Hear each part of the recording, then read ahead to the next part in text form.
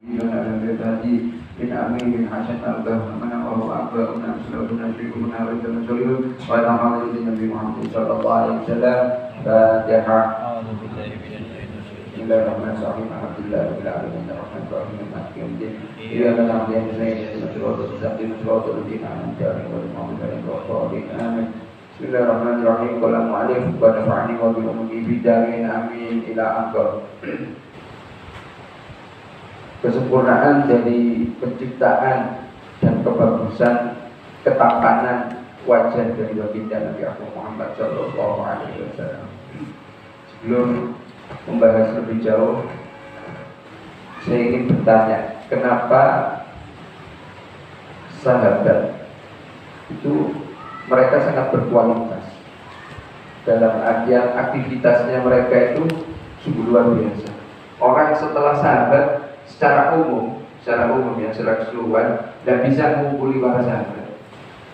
Kalau memang setelah sahabat ini ada individu-individu yang menonjol, memang ada. Bahkan baginda Nabi Muhammad SAW mengatakan setelah sahabat ini kualitas manusia secara keseluruhan ini menurun, mendekati hari kiamat ini semakin rendah kualitas daripada manusia. Secara umum, saya katakan secara umum, secara keseluruhan ya. Kalau individu-individu pasti ada. Setiap zaman ada satu individu yang menonjol, kualitasnya sangat baik. Pertanyaannya, kenapa kok sahabat bisa menjadi manusia yang terbaik? Jangan dijawab sudah ketentuannya Allah. Itu memang jawaban puncak, itu sudah nutup, nggak ada penjelasan lagi. Gitu. Dan kita berbicara secara kemampuan akal kita. Kalau kodrat tokoh, nah itu sudah Allah kuasa kita ya, ya cuman ya manusia gitu, boleh berharap, boleh berencana, tapi Allah yang maha mutlak. Ya, pertanyaannya, kenapa sahabat kok bisa? Ini bagi saya pertanyaan ini ketika kita bisa menjawabnya, maka apa? Tidak menutup kemungkinan kita sebagai individu akan menjadi individu yang berkualitas. Ada yang bisa bantu saya jawab? Tujuannya untuk merangsang dari daya pikir kita. Biasanya kalau pengajiannya sih maker monoton gitu, mari mulai tekone, apa sih ditui bu? Bahaya di sini. Karena Allah lengkapi kita dengan namanya yang akal pikiran ini, dioptimalkan akal pikirannya ini. Bahkan banyak di Al-Quran ayat yang menyangkut tentang akal pikiran. Disebut oleh Allah sebagai orang yang berakal, orang yang mempunyai akal pikiran dan lain sebagainya. Kenapa kok sahabat bisa moncer? Dari mana? Kenapa saya? Dekat dengan sumber aslinya. Apalagi yang dimaksud sumber aslinya ini baginda Nabi Muhammad SAW. Tahu aja. Kenapa sahabat kok moncer? Kalau sahabatnya dari beliau tadi, karena dekat dengan sumber aslinya. Kenapa? Hampir seperti itu, kopi pasti. Satu lagi, sebelah ganjil, Allahu idrak, yuhibbul gitu. Ayo, apa? Pak Dokter, baik. Samina wa atona. Samina wa atona ketika baginda Nabi Muhammad SAW mendahulukan satu perkara, maka dikerjakan, tidak banyak tanya. Ya. Dari itu semua ada satu pokok di sini sebenarnya. Apa? Sahabat itu rasa cinta kepada Rasulullah itu luar biasa, mengumpuli dirinya, mengumpuli cintanya kepada dirinya masing-masing sahabat itu loh, masih cinta kepada Nabi Muhammad. Sehingga ketika mendengar satu perkara seperti yang sebagai Pak Dokter tadi, samina wa atona. Jadi ketika mohon maaf ibadah itu tidak ada keluh kesah. Tanya sama kita pribadi masing-masing. Ketika kita punya planning untuk qiyamul lail tanpa ada sebab ya. Biasanya kalau qiyamul lail itu biasanya ya orang bangun malam itu biasanya ada perlunya. Utang itu bisa nyaur, loro gak mari-mari, orang masalah gak barbar, wah tangis bunyi ya Allah sampai tangis. Ya boleh di situ. Cuma kan kayak butuh tok, maksudnya gitu ya. Jadi rasa cinta ini sehingga kalau tadi disampaikan beliau, karena dekat dengan sumbernya belum jaminan. Abu Lahab dekat dengan Rasulullah, jumpa dengan Rasul Muhammad SAW, bahkan hubungannya paman dengan keponakan. Ya. Jadi modal utama itu adalah rasa cinta. Ketika cinta ini dimiliki seseorang, maka orang ini akan sangat, kalau kita cintanya kita kaitkan dengan Nabi Muhammad, maka akan berkualitas. Dan kalau ibadahnya berkualitas, kalau aktivitas kehidupan kesehariannya yang hukumnya dibolehkan atau jais atau mubah, maka hukum aktivitas ini tadi akan meningkat menjadi bernilai ibadah. Saya ulang lagi, modal sahabat menjadi manusia-manusia yang istimewa di hadapan Allah, di hadapan Nabi Muhammad SAW adalah mereka punya rasa cinta yang luar biasa kepada Nabi Muhammad SAW. Dan saya tanya lagi, selama jenengan hidup, selama kita hidup di alam dunia ini, berapa kali atau sudah pernahkah memuji dari Nabi Muhammad SAW? Saya ulang lagi, selama kita hidup di dunia itu, kita pernahkah atau sudah berapa kalikah kita memuji Nabi Muhammad SAW? Nah, saya gambarkan ini.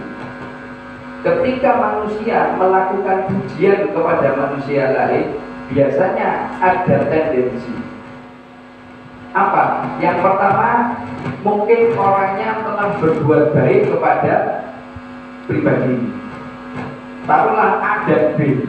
B memuji A. Kenapa kok B memuji A? Biasanya si B ini mendapatkan kebaikan dari si A sehingga B memuji. Oh, jenengan ini piantone roman. Oh, jenengan ini piantone sae, jenengan ini ngeten. Kenapa? Karena telah mendapatkan satu kebaikan.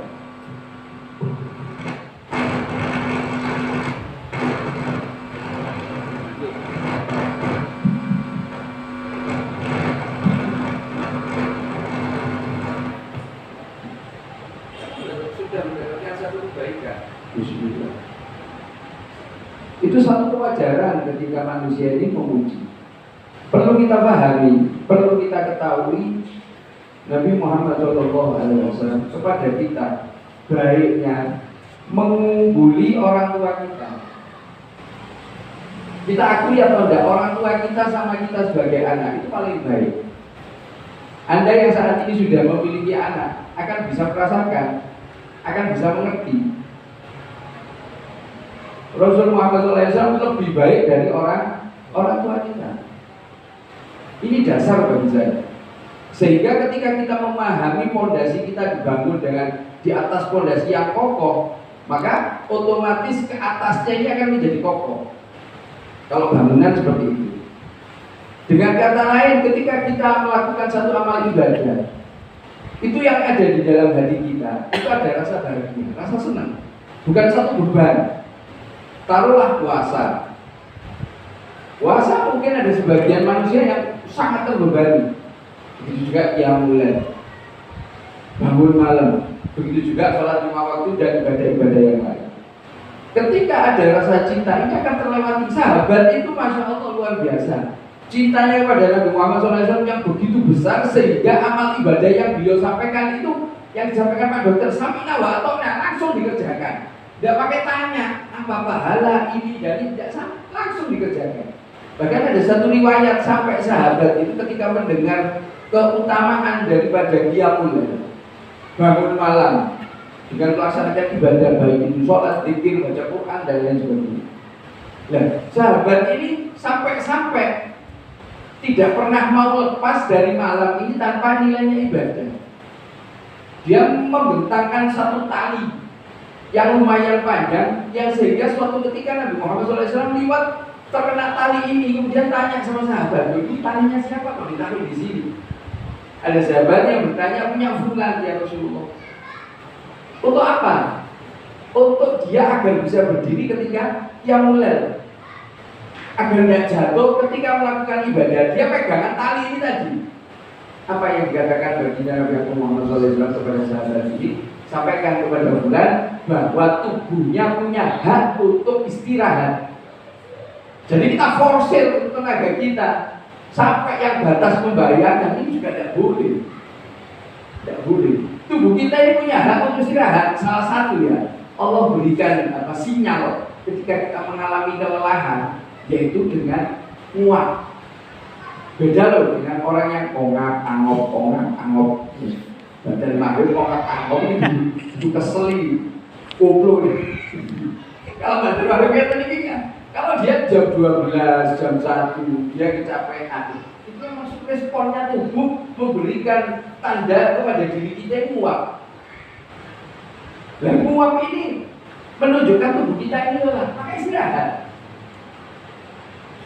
Semua aktivitas kehidupan kita itu sudah dicontohkan Muhammad SAW. Makanya saya katakan, ketika manusia ini memiliki cinta yang luar biasa kepada Nabi Muhammad SAW, satu perkara yang nilainya ibadah, ketika dikaitkan dengan Nabi Muhammad, maka ibadahnya berkualitas tinggi. Yang kedua, ketika aktivitas ini nilainya di dalam syariat hukumnya jaiz atau mubah atau dibolehkan, ketika dikaitkan dengan Nabi Muhammad, perkara yang hukumnya jaiz, mubah atau boleh, ini akan bernilai ibadah. Dan Allah tidak memberikan perintah ini dengan satu perkara yang semena-mena. Contoh, wa ma khalaqtul jinna wal insa illa liya'budun. Tidak akan aku ciptakan jin dan manusia ini illa kecuali liya'budun, untuk beribadah kepadaku. Pertanyaan saya, tunjuk tangan di antara jenengan, siapa yang mampu ibadah 24 jam dalam satu hari, 7 hari dalam satu minggu, 31 hari dalam satu bulan? 24 jam di sini saya tanya. Ada? Wonten? Mampu kan? 24 jam ibadah? Gak mampu. Udin? Gak mampu. Ayo, jenengan mampu gak 24 jam ibadah? Nah, tergantung niatnya bagaimana. Contohnya, terus betul. Kita bisa 24 jam ibadah kepada Allah. Makanya ibadah jangan didefinisikan satu perkara yang sempit. Hanya sholat, baca Quran, zikir, jangan. Kita tidur bisa bernilai ibadah, kita minum bisa bernilai ibadah, kita bergaul dengan anak, dengan istri, dengan tetangga, dengan teman, kita bekerja, aktivitas 24 jam kita bisa bernilai ibadah. Syaratnya cuma satu, dikaitkan, dihubungkan dengan Nabi Muhammad SAW. Bagaimana caranya? Makanya belajar agar tahu bagaimana minum ini bisa bernilai ibadah. Contoh, Nabi Muhammad SAW ketika akan minum, ya, beliau menggunakan tangan kanan, ya. Kemudian beliau mengawali sebelum minum dengan zikir bacaan basmalah, Bismillahirrahmanirrahim. Minum dengan sekali nafas, satu. Ada yang riwayat minum dengan sekali tegukan, Bismillahirrahmanirrahim. Pelan, Alhamdulillah. Diulangi sampai 3 kali. Yang kita lakukan bernilai ibadah. Minum secara hukum dasar boleh, mubah, jaiz, tapi bernilai ibadah. Ketika contoh Nabi Muhammad SAW, bahkan tidur pun, tidur bernilai ibadah. Bekerja bisa bernilai ibadah. Bisa, banyak hal di situ. Contoh bekerja, taruhlah ada orang ini belum bekerja, orang ini belum bekerja. Beda berarti pernyataan kalau sudah bekerja. Ini yang bekerja belum bekerja. Dia mau bekerja, saya mau bekerja apa ya? Tanya Rasulullah bekerjanya apa? Oh, Rasulullah pernah dagang. Betul kan? Sebelum menikah dengan Sayyidatul Khadijah, beliau adalah tangan kanannya bahkan gitu. Beliau yang menjalankan barang dagangannya Sayyidatul Khadijah. Rasulullah pernah menjadi pengembala kambing. Ya, kambing nanti lebih spesifik lagi apa? domba. Itu ketika kita lakukan akan bernilai ibadah. Saya ada punya seorang kenalan sudah tua. Dia tahun ke tahun cuma seperti ini. Dia memelihara kambing. Saat ini dipelihara, nanti tahun depan di bulan Rabiul Awal dipotong untuk bergembira dengan wujudnya Nabi Muhammad SAW di tanggal 12 bulan. Pekerjaannya setiap hari cuma itu. Tidak ada yang lain. Dia bilang sama saya, bulan ini apa ngopain main dobit, internet mendo, makanya pun mulutan itu boleh, lagi ngopain maling. Mungkin sebagian kita pikir kok seperti itu bagaimana? Nah, Rasulullah tidak pernah mengajarkan kita untuk menghina orang lain. Dengan kata lain, Rasulullah bahkan Allah perintahkan melalui lisan yang mulia ini bagi Nabi Muhammad SAW untuk tidak mudah bersuudzon, berburuk sangka, tidak pernah. Dan bahkan Nabi Badi mengatakan tidak ada yang mengumpuli kebaikan. Dua perkara ini sudah paling tinggi kebaikan, tidak ada lagi. Dan tidak ada yang mengumpuli keburukannya, paling rendah, paling rendah. Apa? Yang paling tinggi adalah husnudzon, berprasangka baik, bi'abdillah kepada hamba Allah, wa husnudzon billah kepada Allah, berprasangka baik kepada hamba Allah, berprasangka baik kepada Allah Subhanahu wa taala. Tidak ada lagi puncaknya, paling baik di sini, paling tinggi sudah. Begitu juga sebaliknya, yang paling jelek, paling rendah, tidak ada yang mengumpuli paling rendah, yang paling rendah yaitu suudzon, berburuk sangka kepada bi'abdillah kepada hamba Allah yang lain, dan suudzon kepada Allah Subhanahu wa taala, berburuk sangka. Bahkan Imam Ali Zainal Abidin itu mengajari kita agar kita tidak punya prasangka yang buruk atau suudzon ini ketika kita melakukan satu perkara, terus perkara ini responnya dari orang lain ini tadi tidak sesuai dengan harapan kita disuruh nyari 70 alasan. Contoh, saya ucap salam sama Pak Zainal, Assalamualaikum, gak jawab Pak Zainal. Nah, kan tidak sesuai dengan harapan saya. Ketika hati saya sudah bergerilya dengan dalil-dalil yang lain, maka Imam Ali Zainal Abidin mengatakan cari 70 alasan. Mungkin suara lebih keras, mungkin Pak Zainal nggak dengar, mungkin ada suara yang lebih keras, mungkin sampai yang 70 tutup dengan alasan saya tidak tahu kenapa Pak Zainal tidak jawab salam saya, selesai perkara. Biasanya dijawab salam, mentang-mentang kali ini mau pensiunan, mentang-mentang ini dan ini dan itu dan ini kan sudah terus ini. Ketika dituruti, kita langsung menjudge, menghukumi orang lain melakukan satu keburukan, bahaya besar. Hati-hati, hati-hati. Kembali pada perkara mahabbah, kembali kepada perkara cinta kepada Nabi Muhammad. Dulu ketika saya mendengar kata cinta kepada Nabi Muhammad, otak saya mikir, bagaimana saya bisa cinta sama Rasulullah? Saya laki, Rasulullah juga laki. Bagaimana saya akan cinta? Kata makna cinta ketika ada argumen di dalam pikiran kita seperti itu, orang ini yang berpikir seperti itu, makna cintanya masih terhubung dengan syahwat. Yang hanya cinta ini laki dengan perempuan, suami dengan istri, belum ke ranah yang lain. Contoh, cinta seorang ayah kepada anak putrinya, apa ada syahwatnya kecuali bapak kopak lebih.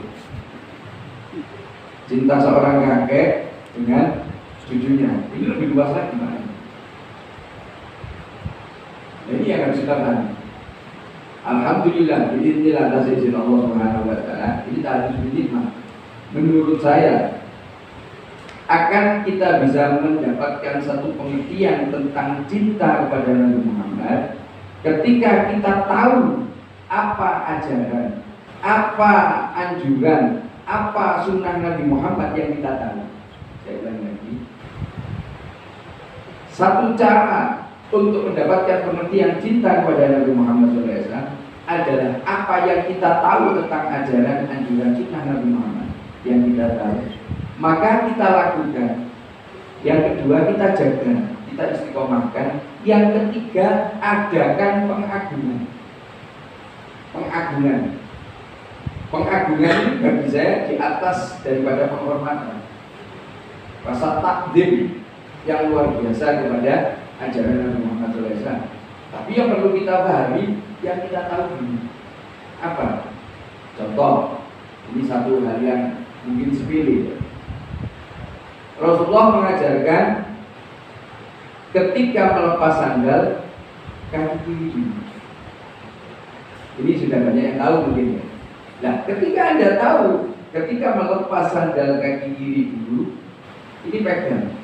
Dalam artian pegang ini lakukan. Setiap kali jenengan melepas sandal atau melepas sepatu, maka dahulukan kaki kiri.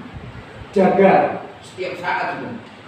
Taruhlah di satu keadaan lupa, alasan dulu atau apapun alasannya, melepas sandal kaki kanan, lepas sudah. Ketika sudah lepas, menginjak lantai, ingat apa yang harus kita lakukan. Jenengan kembalikan, tarik lagi, masukkan lagi kanan ini, masuk pakai sandal, ganti yang kiri dulu. Ini berusaha untuk menjaga dari yang saya maksud daripada istiqomah. Kemudian yang ketiga, adakan di dalam hati ketika melakukan aktivitas ini, melepas sandal kaki kiri, ketika melepas sandal dengan kaki kiri, ucapkan di dalam hati bahwa ini ajaran Nabi Muhammad Sallallahu Alaihi Wasallam, bahwa ini yang dicontohkan Nabi Muhammad Sallallahu Alaihi Wasallam. Nah, saya katakan di sini ada ucapan di dalam hati. Bagi saya ini merupakan salah satu dari sekian banyak cara mengagungkan daripada ajaran atau sunnah Nabi Muhammad Sallallahu Alaihi Wasallam. Jadi 3 proses ini bisa kita lakukan di dalam satu waktu. Ketika kita melakukan melepas sandal dengan kaki kiri dulu, kemudian kita berusaha untuk menjaga istiqomahnya dengan mengagungkan ada di dalam hati ketika melepas sandal dengan kaki kiri ini, oh ini ajaran Nabi Muhammad SAW. Tanya kepada pribadi Anda, sudahkah Anda melakukan aktivitas kehidupan keseharian seperti itu? Kalau belum, wajar saya katakan. Apa wajarnya? Kalau kita tidak punya rasa cinta sama Nabi Muhammad. Imbasnya apa? Kalau itu bernilai ibadah, maka ibadah kita, mohon maaf, kualitasnya mungkin kualitas rendah. Mungkin di sini. Ya, kualitas yang tinggi. Allah perintahkan kok kepada kita untuk mencontoh Nabi Muhammad di dalam kalimat kuntum tuhibbunallaha fattabi'uni. Kalau kalian cinta sama Allah, ngomong cinta sama Allah, fattabi'uni, ikuti aku. Copy paste kalau bahasanya orang-orang sekarang. Siapa? Nabi Muhammad SAW. Orang Nasrani, orang Yahudi kata cinta sama Allah, tapi tidak mau lewat Nabi Muhammad, cintanya ditolak. Cuma satu jalan. Ketika manusia ini mau mengikuti Nabi Muhammad, dari semua gerak-geriknya, aktivitas kehidupannya ikut Nabi Muhammad, Allah janjikan 2 hal. Yuhibbukumullahu wa yaghfir lakum dzunubakum. Allah loh yang maha agung akan cinta sama kita manusia yang maha lemah. Dan Allah mengatakan wa yaghfir lakum dzunubakum. Kesalahan dosa-dosanya ini akan diampuni oleh Allah Subhanahu wa taala. Ini modal dasar ini. Anda belajar ilmu apapun, tapi kalau tidak ada cinta sama Rasulullah, lewat di situ. Anda beribadah apapun, jumlahnya banyak, durasinya lama, tapi tidak ada rasa cinta, mohon maaf, sia-sia di situ. Kok bisa sia-sia? Bahkan oleh Allah mandut, ditolak. Kok bisa? Iya, karena kita tidak ikut Nabi Muhammad. Islam turun sama kita, tadi dikatakan sumbernya dari Nabi Muhammad. Pokoknya dari Nabi Muhammad. Lebih spesifik lagi, contoh di dalam sholat saja. Contoh di dalam sholat, karena ada beberapa teman-teman yang belajar sifat sholat Nabi. Itu dikatakan shollu kama ra'aitumuni usolli, sholatlah kalian seperti kalian melihat saya sholat. Ini maknanya ya kudu podo pelek. Tapi kita tidak bisa kualitasnya pelek dengan Rasulullah, tidak bisa. Kita sholat Rasulullah sholat, tapi kualitasnya paling baik punya Rasulullah. Agar kualitas sholat kita mendekati sempurna, saya katakan di sini ya, kalau sempurna milik Rasulullah, kalau kita mendekati sempurna, maka kita harus mencontoh Nabi Muhammad. Dari banyak aspek di sini. Contoh lebih spesifik lagi, Rasulullah pakaian yang paling disuka adalah gamis. Gamis itu baju burung. Ini jenis pakaian yang disuka oleh Muhammad SAW. Kemudian warna yang sering. Jadi sering ini menunjukkan salah satu tanda kesukaan. Karena sering melakukan. Orang sering mancing berarti dia hobi mancing, senang mancing. Orang sering rokok berarti dia senang rokok.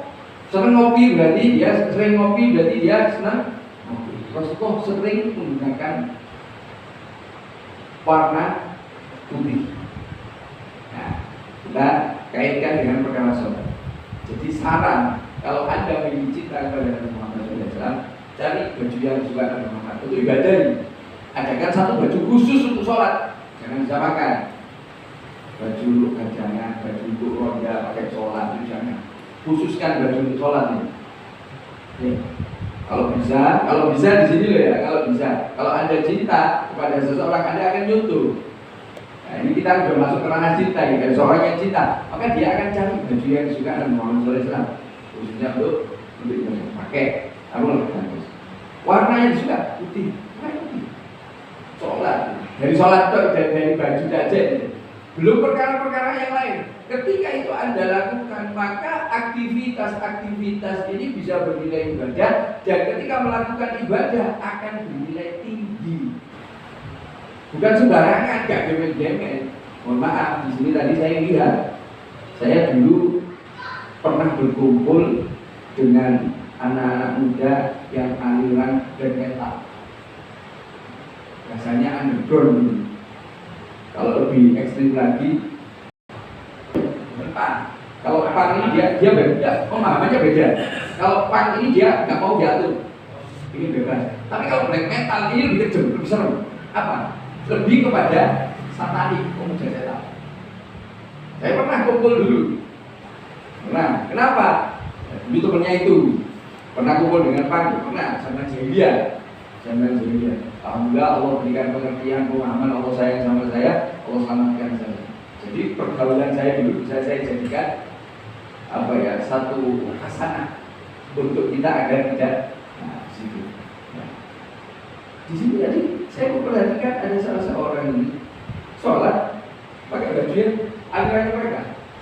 Jadi kita lebih bawa ini, pakai bajunya. Ada yang bermentalnya kayak Allah dan dari kecil saya seperti itu. Itu bahaya itu bahaya. Kenapa? Karena mereka tidak paham. Kalau statusnya anak, orang tuanya ini yang mati. Kita punya tanggung jawab ini, saya ingatkan ini.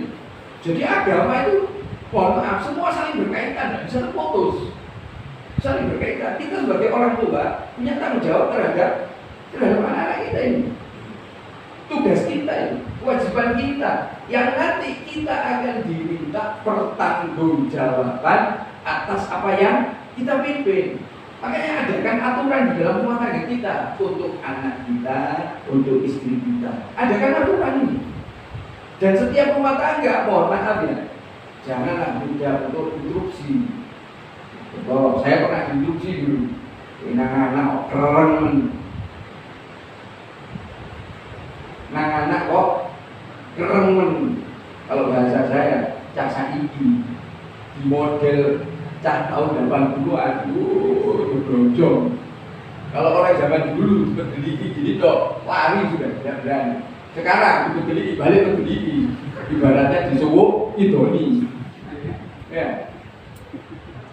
Kita berikan shock terapi kepada tanggung jawab kita dengan tujuan apa? Untuk lebih taat, lebih patuh kepada orang tua, bukan mencederai. Karena saya cerita itu, dulu saya kajar anak saya. Sangat. Saya di WA oleh seseorang itu. Itu tadi rekaman yang ada itu. Karena mereka cuma dengar tok suara pukulan blok diikuti nangis. Ya, tapi saya mukul anak saya pakai apa? Maksudnya tandani dari kayu pakai besi. Tidak, saya ambilkan surban. Surbannya tak lipat lebar, tak pegang ujungnya, tak pukul di punggungnya. Belum suaranya berwater, sakit. Abah saya dulu popol itu, ya Pak tentara sabuk yang besar itu dilipat jadi dua, kekuk ini punggung saya belek. Kenapa? Mohon maaf, waktu itu saya mau mencuri. Jadi ada orang jualan, tak ambil ini. Teman saya lapor, bah, uji nyolong. Dak, tabayun dulu abah saya pegang, masukkan kamar sabuknya, pulang gini dilepas, ngajar. Tapi saya syukur, abah saya memperlakukan saya seperti itu. Mohon maaf, abah saya cerita ini nanti anaknya ditantang dulu ya. Abah saya memperlakukan seperti itu, tanda cinta sayangnya abah saya. Saya pernah mendapatkan satu postingan di Amerika. Itu ada seorang pemuda dihukum mati, dituruh minta permintaan terakhir. Dia tulis surat, isi suratnya, seharusnya mama berada di tempat ini bersama saya. Loh kok bisa? Ternyata ujung-ujung ceritanya ketika dia kecil ngambil punyanya teman, dibiarkan, ya apa ya, ngambil ini ditukar, nggak ditegurnya anaknya, perbuatan ngambil ini keliru. Makanya anak beranggapan ini biasa. Akhirnya dia mencuri, akhirnya mohon maaf dia ngerampok. Singkat cerita, dia melakukan ngerampok sampai bunuh orang. Dihukum, akhirnya dihukum mati, tulis surat itu. Ini laporan orang tua, tanggung jawab orang tua. Mohon maaf ya, jangan dulu. Ini bahas masalah mahabbah dari mana-mana.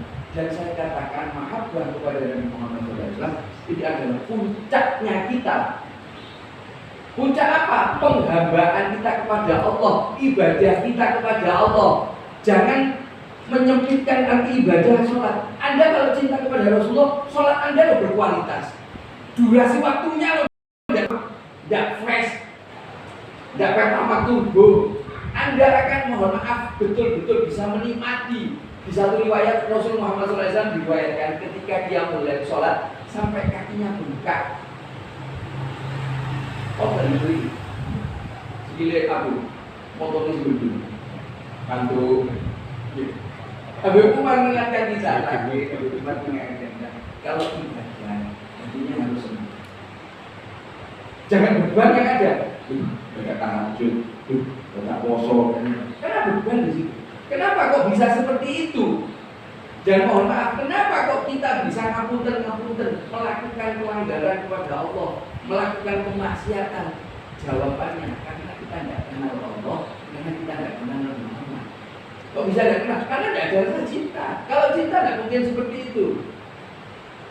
Bagaimana kita cinta sama Allah? Tidak pernah ketemu sama Allah, tidak bisa bayangkan zatnya Allah. Memang tidak boleh. Allah sudah kasih pelambang, Allah sudah kasihkan jalan. Kalau kamu cinta kepadaku, Allah fakta dulu, ikut Nabi Muhammad. Kembali lagi tadi apa? Ajaran Nabi Muhammad apa yang kita tahu, lakukan. Jaga istiqomahnya, adakan pengagungan. Insya Allah dengan kita melakukan 3 hal ini tadi, Allah akan tambah pengetahuan kita. Allah akan tambah daripada rasa mahabbah cinta kita kepada Nabi Muhammad SAW, sehingga aktivitas kehidupan kita berkualitas tinggi. Itu yang saya sampaikan. Mungkin ada yang ingin disampaikan, mau tanya, silakan. Perkara ini atau perkara yang lain, kalau enggak kita tutup. Ini pula awal itu makin pemenuhan saya mau tanya lain. Yang pertama ini saya enggak minta jawaban sekarang. Khawatir nanti durasinya nanti berkurang baik panjenengan. Begini, kenapa Allah memberikan contoh kalau seperti Nabi Ibrahim, Nabi Adam di dalam Al-Quran, kisah Nabi Nuh, itu semua nabi. Nah ini yang saya agak ceritanya Luqmanul Hakim sampai diabadikan di dalam Al-Quran, memberikan gambaran bagaimana terhadap anaknya agar tidak sirik, hormat kepada orang lain dan lain sebagainya. Ada apa dengan Luqman itu? Tapi ini bukan yang sekarang saya minta jawabannya, ini juga PR kepada teman-teman, mungkin bisa memberikan jawaban. Apakah kurang Allah mencontohkan bahwa Nabi Muhammad itu sudah contoh yang paling baik. Kenapa di dalam Al-Quran Allah masih mencantumkan Luqman Nurul Hakim? Menurut riwayat ini, mudah-mudahan saya nggak salah, Luqman ini adalah seorang budak di zamannya Nabi Daud dulu. Beliau hidup di zaman Nabi Daud. Kenapa Allah masih memberikan contoh agar anaknya tidak sirik, hormat kepada orang lain dan sebagainya. Nah ini PR kepada kita, mungkin bukan Habib yang menjawab, nanti dari teman-teman yang lain. Yang saya minta jawabannya ini, Beb. Mungkin Habib bisa memberikan contoh antara takbiratul ihram dengan takbiratul intikal. Jadi mungkin ada jemaah yang masih belum tahu intikal itu apa. Disampaikan takbir kita melafazkan pada saat awal Allahu Akbar baru kita berubah, atau di akhir baru kita bilang takbir Allahu Akbar, atau di dalam perjalanan. Itu mungkin yang bisa dijawab pada malam hari ini, biar tidak mengurangi durasi panjenengan di dalam beraktivitas yang doa berikutnya nanti. Terima kasih, Beb.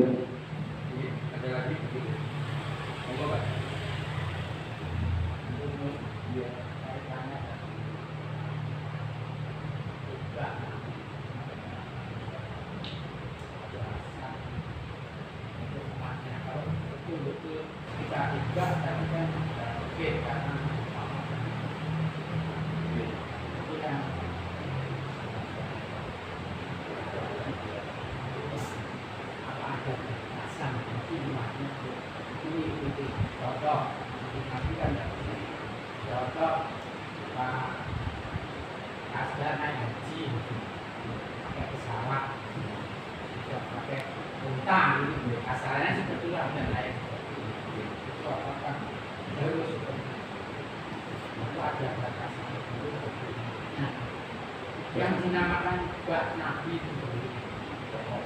Terima kasih. Kemarin beliau juga harus dulu. Kebanyakan yang saya temui, teman-teman itu tidak bisa menggambarkan Nabi Muhammad. Kalau dibenturkan dengan cintanya orang, jadi bingung. Bagaimana cara kita mengekspresikan cinta kita pada Rasulullah di atas orang?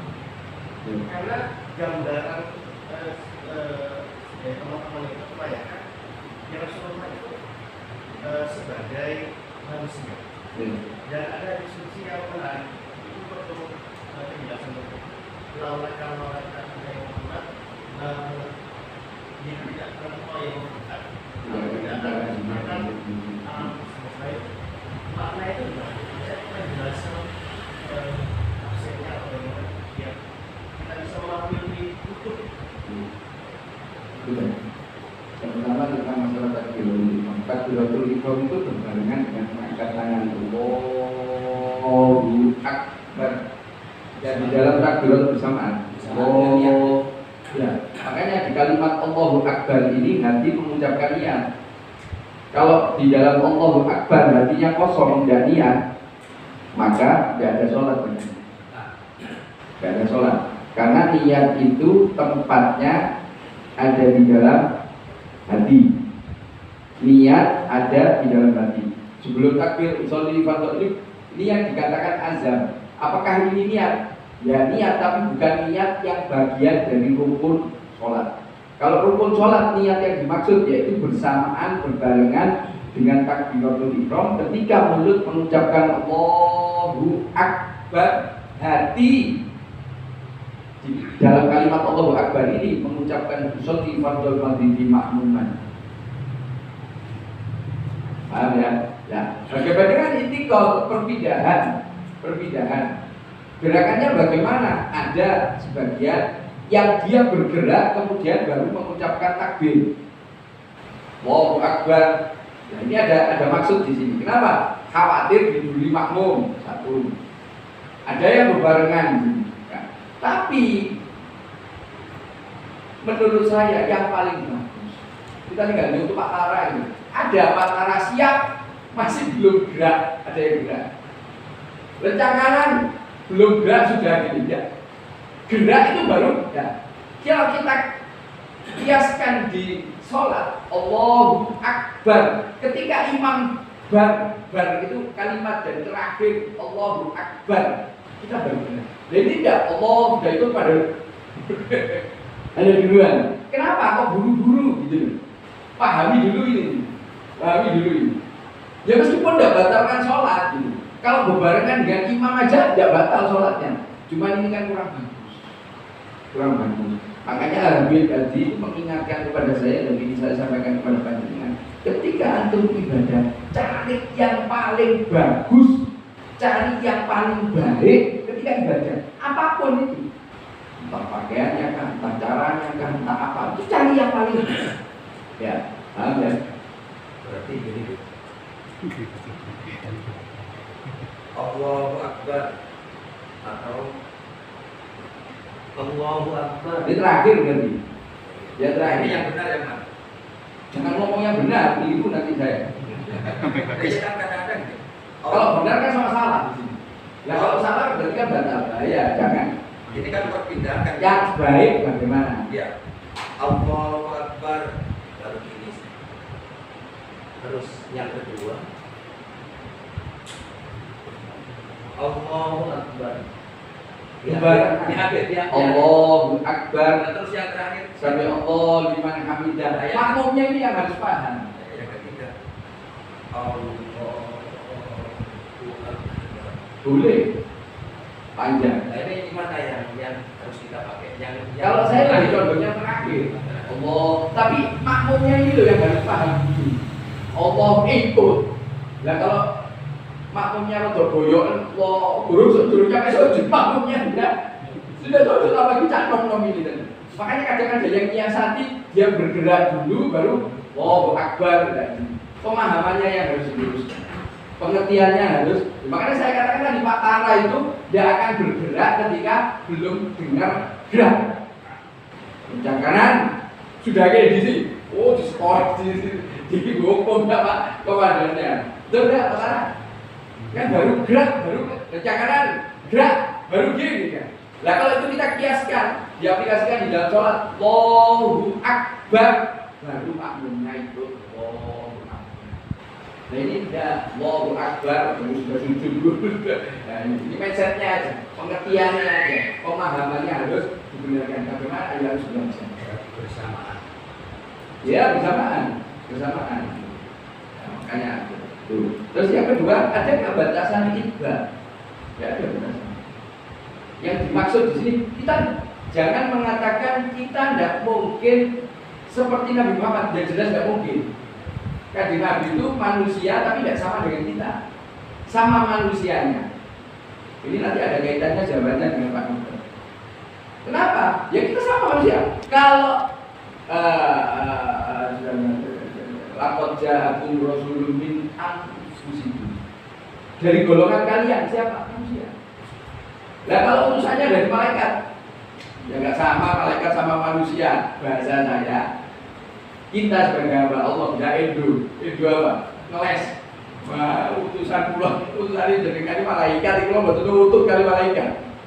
Makanya dikatakan anfusakum dari golongan kalian. Jadi tidak ada alasan untuk Indo. Untuk menghindar, Rasulullah makan, kita makan.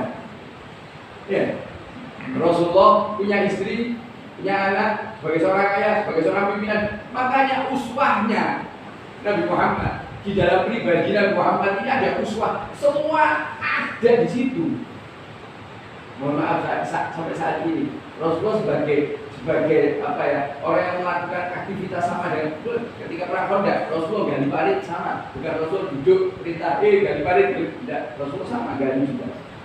Tapi mohon maaf, kalau kualitas itu kita nggak mungkin sama. Sahabat itu sampai pengen peleknya, saya katakan pelek dari aktivitasnya. Contoh makan semangka, Abdullah bin Mas'ud, ini contohnya semangkanya. Ini contoh semangkanya. Tapi cara makan Rasulullah bagaimana? Saya tidak tahu, Abdullah bin Umar juga tidak tahu. Ketika disuruh semangka, Abdullah bin Umar tidak mau makan. Kenapa ditanya sama sahabatnya? Anda tidak mau makan semangka, kenapa? Padahal ini buah, salah satu buah yang sering dimakan. Dan itu salah satu kesukaan Nabi Muhammad SAW. Itu kenapa? Jawabnya Abdullah bin Umar. saya tahu itu buah yang sering dimakan oleh Nabi Muhammad SAW, tapi saya tidak tahu cara makannya Nabi Muhammad bagaimana. Nah, Abdullah bin Umar pingin pelek dengan Nabi Muhammad, sampai cara makan itu pingin sama. Abu Ayyub Al-Ansari ketika jamu Nabi Muhammad SAW, ketika bekas makannya Nabi Muhammad dibawa ke atas, keluarganya rebutan. Rebutan apa? Kan di situ ada bekas ketika Nabi Muhammad kan makannya pakai jari. Ngambil seperti ini kan ada bekas. Nah, keluarganya Abu Ayyub Al-Ansari itu pingin jari jemarinya ini menempati bekas jari jemari Nabi Muhammad SAW. Sampai seperti itu. Mungkin kalau orang sekarang loh, gak wajar, ya otaknya gak wajar. Karena Allah sudah mengatakan qul in kuntum tuhibbunallah fattabi'uni. Allah tidak menyebutkan spesifik kok. Fattabi'uni secara umum untuk ibadah. Makanya saya katakan di sini, apa yang Anda tahu tentang Sunnah Nabi Muhammad? Lakukan, jaga istiqomahnya, adakan pengagungan. Sahabat mulia sampai pengen jarinya bekasnya itu pengen ditempatkan pada jarinya. Abdullah bin Umar cara makannya Rasulullah SAW pengen pelek. Tahu tidak tahu saya cara makannya, saya tidak mau makan. Bukan mengingkari buah semangatnya, khawatirnya perkara cara makan tidak sama ini tidak tahu. Bahkan ulama mengomentari Abdullah bin Umar itu sahabat sampai perkara syahwat, perkara kesenangan, perkara kesukaan ingin seperti Nabi Muhammad SAW. Jadi tidak ada batasan, tapi memang kita tidak bisa sama seperti Nabi Muhammad. Yang dimaksud sama ini adalah kualitas dan kedudukannya tidak mungkin sama. Kalau kita kembali pada sini, ketika penciptaan kesempurnaan Allah menciptakan Nabi Muhammad SAW, Imam Busiri mengatakan bahwa dari tamamana huwa sunnatuhu tsumma astafahu habiban baridun nasami. Allah menciptakan Nabi Muhammad di dalam bentuk tamaman sempurna. Kalau kita ada kelemahannya mungkin botak, ya, mungkin bentuk telinganya. Kalau Nabi Muhammad paling sempurna. Kalau Habib Hadi menceritakan seperti pesanan. Jasmaninya Nabi Muhammad seperti pesanan. Yang paling bagus punyanya Rasulullah yang paling bagus. Hidungnya paling bagus, tangannya paling bagus, rambutnya paling bagus, warna rambutnya paling bagus. Punya Nabi Muhammad itu harus kita pahami, kita imani, kita yakini. Nah, jadi tidak ada batasan. Kita makannya Rasulullah. Mungkin kita sekarang cara makannya ikut Nabi Muhammad SAW. Nanti ketika Allah berikan pemahaman, sampai yang disukai Nabi Muhammad saya mau makan itu. Yang tidak disuka, ya contoh, Pak Dokter. Kenapa kok jeruan itu enak? Coba jeruan, betul jeruan untuk buat tenang, masya Allah. Tapi kenapa orang yang sudah usia di atas 45 ini tidak mau makan jeruan? Kenapa Dokter? Asam urat dari kondisi fisiknya semacam. Kalau Anda menghindari jeruan, kamu bayangkan ini jeruan. Kamu tidak mau makan jeruan, asam urat. Itu dengan emang Anda menghindari ini, tapi tidak bernilai. Tapi kalau Anda, saya tidak mau jeruan, ya Nabi Muhammad tidak suka jeruan. Anda menghindari jeruan istimewa. Kenapa? Suka jeruan. Anda tidak suka ini. Saya kalau siang, tapi kalau malam soal ini. Anda tidak mau jeruan, jangan dikarenakan asam urat, kolesterol, jangan. Tidak mau jeruan karena Rasulullah tidak suka jeruan. Halal, boleh. Tapi Rasul tidak mau. Oh, saya tidak mau. Saya sukanya Nabi Muhammad, sukanya apa kurma? Saya makan kurma. Dan kalau kalian jenengan makan kurma setahun pisan. Ya, padahal Rasulullah paling sering diriwayatkan makan makanan yang paling sering dimakan oleh Muhammad SAW adalah kurma dan air putih. Ojo ngomong air putih sehat. Anda minum air putih, Rasulullah sering minum air putih. Istimewa minum air putihnya, gitu loh. Nanti bisa Pak Dokter dapat pasiennya semua minum air putih, kira Rasulullah sering minum air putih. Nanti penjelasannya ada, kesehatan dan lain sebagainya. Belum lagi? Gitu. Ada yang memaknai kalau tidak dilakukan nabi itu berarti bukan juga. Contoh, misalnya HP. Rasulullah Rasulullah yang lain kan HP. Dengan zaman saat ini nggak nyekolah HP. Wong itu hak korporat. Ketika memaknai itba yang dilakukan contoh Nabi Muhammad itu banyak faktor. Kalau sekarang, waduh, ini bid'ah ini barang bid'ah. Ini bid'ah. Rasulullah tidak pernah pasir ini. Berarti berbukti kabeh. Sekadar takbir Rasul. Bid'ah Rasulullah. Larian cungkili semua. Jangan itu sakit di sini. Rasulullah memang ketika dilarang maka tidak. Kalau Rasulullah tidak melarang, contoh, ada dulu orang yang hina Rasulullah. Hina Rasulullah, merendahkan Rasulullah. Kemudian sahabat ini lapor, ya Rasulullah, saya akan cari kesimpulan, akan saya bunuh. Rasulullah tidak marah, Rasulullah tidak dulu, dilakukan dulu. Apa? Boleh? Tidak boleh. Kenapa? Rasulullah tidak ada perintah, tidak dilarang, tidak perintah. Kalau perintah harus dilakukan. Nah, seperti itu tadi ya. Secara hukum jeroan binatang yang halal disembelih dengan cara yang halal, maka anggota ini jadi halal. Ya. Halal boleh bukan? Boleh. Tapi Rasulullah tidak mau. Nah, itba itu bisa dari rasa, bisa dari cara, dan bisa dari apa. Kalau apa kita letter keliru Pak Masjid itu bongkar kabeh. Rasulullah dari lepung, dari tanah yang didapatkan di keramik. Pak Zainal rinui. Pintunya Rasulullah tidak seperti ini. Itu dolalah di Pinang ini. Paham ya? Ini apakah tidak contoh Rasulullah? Oh, bukan, tidak ada contoh. Contoh lagi. Ada larangan ketika buang air kecil atau buang air besar menghadap arah kiblat. Itu dulu dilakukan Nabi Muhammad ketika tidak ada pintu. Beliau kalau mohon maaf buang aja, buang air kecil, tepatnya kan tidak ada tutupnya ini. Nah kalau sekarang mungkin karena apalagi semakin sempit, ada satu keadaan ini tidak bisa, ini bisanya cuma biasanya menghadap ke kiblat. Bagaimana? Kalau diarahkan yang lain tidak bisa, bisanya cuma di sini. Bagaimana? Ya sudah situ, kan ada penghalangnya. Yang tidak boleh menentang. Terus nggak apa-apa. Ini kan meremehkan. Sayyidina Syekh Abu Bakar Al-Ghazali mengatakan tidak ada bala bencana di dunia akhirat, yaitu meremehkan ibadah sunnah dan bukan tidak melakukan, tapi meremehkan. Jadi itba yang di sini maknanya sangat luas. Bukan berarti yang tidak ada di zaman Rasulullah itu nanti bid'ah. Semua ini telur ini bid'ah kabeh, orang ngakulan orang bid'ah kabeh, bid'ah kabeh. Ya, Rasulullah dulu punya pasar kok. Harus jualan di pasar. Pasar itu pagi ya, ada malam, malam buka. Betul lah ini. Paham ya Pak ya? Jadi memahaminya bukan tekstual, tapi ada makna pendukung-pendukung, mungkin dari tafsir, mungkin dari hadis. Tidak semua yang tidak ada zaman Nabi Muhammad SAW itu merupakan bid'ah. Betul. Ini bid'ah. Untuk semua ya, ini bid'ah. Itu tempat tidur sama kelopak batang kurma.